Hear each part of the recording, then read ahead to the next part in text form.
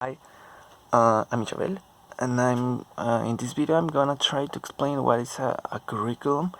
This is something confusing to explain because there are too many authors and that say different things about this. And they have different concepts to explain this topic. Each one are very different, but at the same time similar. Okay, I'm gonna try to explain in this video what the book says about this, and the book that the teacher give us to catch the information. Okay, first I'm gonna explain what is a curriculum, what is its purpose, and how this affects students and teachers. This last, I'm not too sure, because each approach of these curriculums, or yeah, these curriculums are very some of them are for not only for the school. It is more for industries or the works or something like that, not only for a scholar environment. Okay, first I'm gonna explain the first definition of curriculum. Curriculum can be defined as a plan for achieving goals. Yeah, the curriculum has an order, and the plan involves a sequence of steps and a plan for providing sets of learning opportunities for persons to be educated. Curriculum is an organized set of formal education and or training intentions. Second, curriculum can be defined. Okay, the first one I said is for is more educational. No, it is focused on learning, on teaching, on training. Like I said, no, to be persons to be educated. The other definition are more for like I said, for things outside the scholar environment. For example, the second curriculum can be defined broadly as a dealing with the learning experience, but this definition, almost anything planned in or outside of school, is part of the curriculum. Everything outside the school and everything outside the classroom is part of a curriculum. It take part on your life and on your experience. All of these conform your curriculum. The third one, curriculum, can be defined as a field of study with its own foundation, knowledge domains, research, theory, principles, and specialties. Those who adopt this definition tend to discuss curriculum in a theoretical rather than practical terms. This is not too focused on education, on teaching, on learning. It's more for another other things, but it can be for both or whatever you want. Finally, curriculum can be defined in terms of subject matter, like for example, math, science, English, history, and so on, biology, chemistry, I don't know, or content. That way we can organize and assimilate information. This last definition could be for a scholar environment, like I said it, like this has to be, we can also talk about subject matter or content in terms of grade of levels. This is the final definition that I read in the in the book that the teacher gives us to understand this information. Okay, and the curriculum has six approaches that each of them has a different characteristics and definitions and content in each one. Okay, all approaches reflects our perception. An approach expresses a viewpoint about curriculum development and design, the role of the learner, the teacher, and curriculum specialist in planning curriculum, the curriculum goals, and the important issues that must be examined. Okay, the approach is focused on all the design of the curriculum. What is the role of the teacher? What is the role of the student? What is the role of the worker? What is the role of the specialist? That give us the curriculums and make that design the curriculum. And the curriculum goals explain the issues and the curriculum goals that must be examined for a specialist, that they know what are the problems and the issues that the people who are studying or working have or has. The first three approaches that the book says are classified as a technical or scientific, and the last two or three, not technical or not scientific, is more like our conscious or our mind, more than scientific and so technically so rude with that. Okay, I'm gonna explain. Okay, behavioral approach. This is rooted in the University of Chicago from Franklin Bobbitt. The behavioral approach is the oldest and still the dominant in this time. Sometimes still dominant approach to curriculum. Goals and objectives are specified. Content and activities are sequenced to coincide with the objectives, and learning outcomes are evaluated in relation to the goals and objectives. This is so mechanic. So you are like a machine. You have to learn, and you have to outcome your what you supposed to learn. You have what you have to supposed to learn, but for me it is no efficient for the students, and for the teacher is the only authority here. I don't know. I'm sure in this approach the teacher or someone more with more experience has to do the design of this.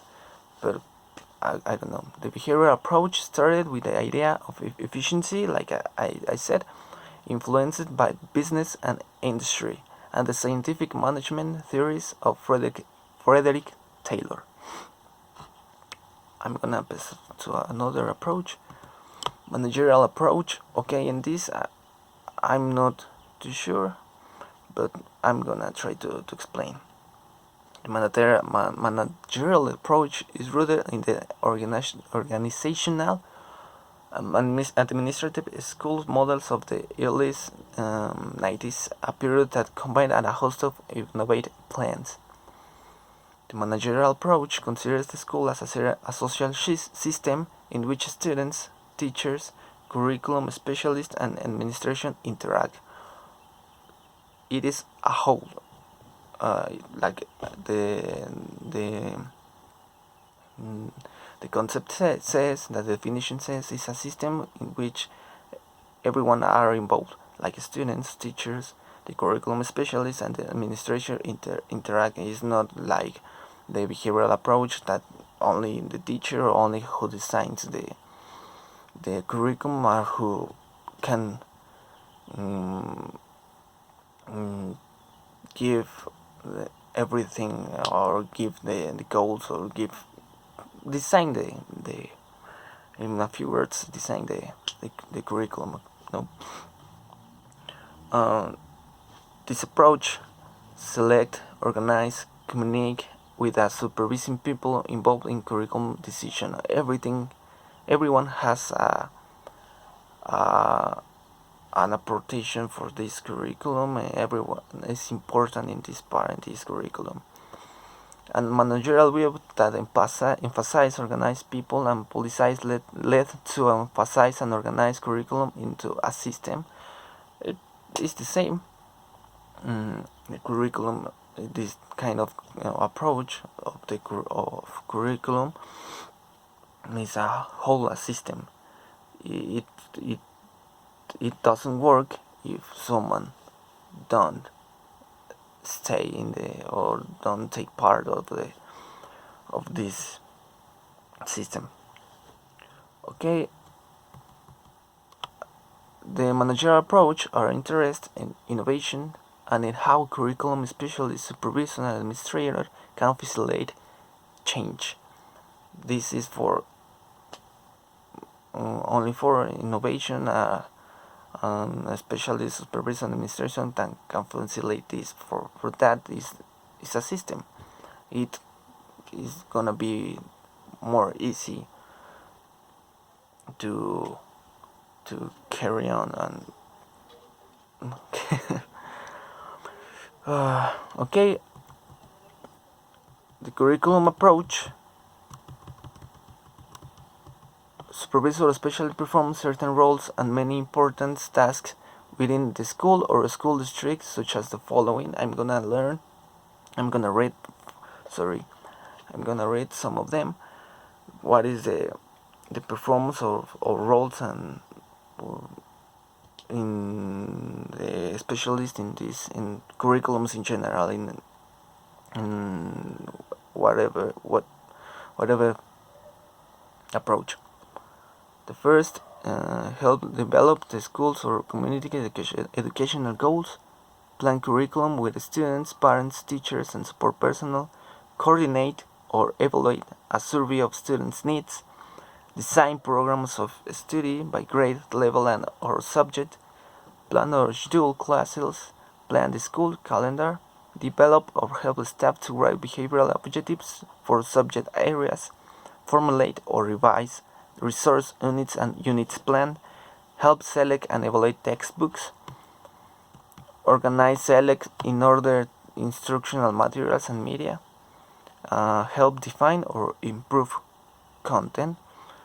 There are 20 of these.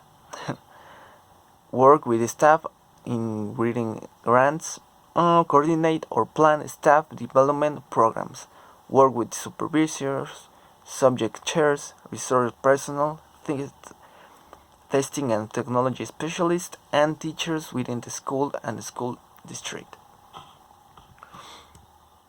Okay, the work of the who designs the curriculums is help, plan, coordinate, design, evaluate, develop, formulate, serve, observe, work with this. She or he has to be of a whole system, have to be very like a team to they have to work together. Okay, the system approach is an organization. Units of subunits are viewed in relation to the whole, is similar to the last one. The approach includes the processes by which engineers such as superintendents is like a hierarchy. For example, directors, coordinators, and principal plan the curriculum stage, development, design, implementation, and evaluation, and the curriculum structure, subject courses, unit plans, and lesson plans. The military, business, and industry use the same system approach to ensure that people master the task must perform. Is similar to the last one, but this is more technical, more for places where there are a, a lot of people. This is more like the first one, but in organization is more. It's better the system approach. In the system approach, the curriculum, the parts of the school or school district are examined in terms of their interrelatedness. Departments, personnel, equipment, and schedules are planned to change people behavior. Like I said, like the first one, the behavioral approach. Information is usually communicated to administration who then consider choices. This is a relation of the whole, a whole system, like the name said this, a system approach. The academic approach is attempts to analyze, to synthesize size, major position, trends to concept of curriculum. The discussion of curriculum development is usually scholar, theoretical, and concerned with many broad aspects of schooling, including the study of education.